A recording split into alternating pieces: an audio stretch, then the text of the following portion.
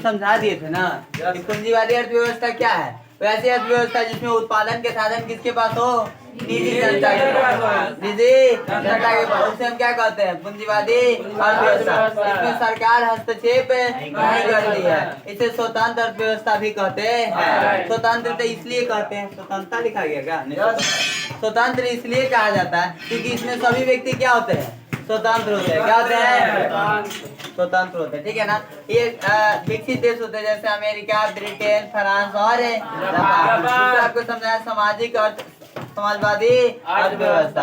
वैसे अर्थव्यवस्था जिसमें उत्पादन के सभी साधन किसके पास होते हैं, और ये सरकार कैसे काम करती है, जनता के कल्याण के लिए, जनता के कल्याण के लिए कार्य करते हैं। ऐसे अर्थव्यवस्था को हम क्या कहते हैं, समाजवादी। जो रूस के पास है, किसके पास है, रूस के पास। उसके बाद क्या होता है, अपना हमको याद नहीं है, ठीक है ना।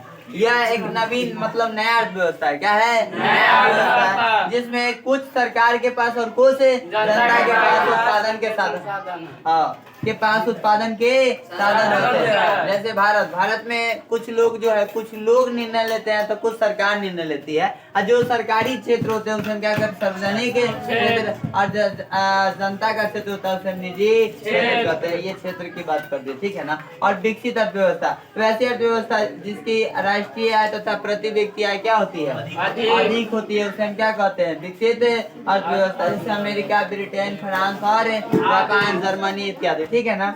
अब विकासशील अर्थव्यवस्था, जिनकी राष्ट्रीय आय और प्रति व्यक्ति आय कम होती है। क्या होती है, कम होती है, राष्ट्रीय आय और प्रति व्यक्ति आय कम होती है, उसे हम क्या कहते हैं, विकासशील अर्थव्यवस्था। जैसे भारत, पाकिस्तान, नेपाल, भूटान, बांग्लादेश, जो भी कह दीजिए, ठीक है ना, और इत्यादि हो जाएगा। उसके बाद हम कल आपको पढ़ाएंगे अर्थव्यवस्था का क्षेत्र। क्या पढ़ाएंगे, क्षेत्र भी 3 प्रकार के होते हैं, प्रथम क्षेत्र, द्वितीय क्षेत्र और तृतीय क्षेत्र। आपको हम कल अच्छा से समझा के पढ़ाएंगे, ठीक है। कल 6 क्वेश्चन को लिख के लाइएगा।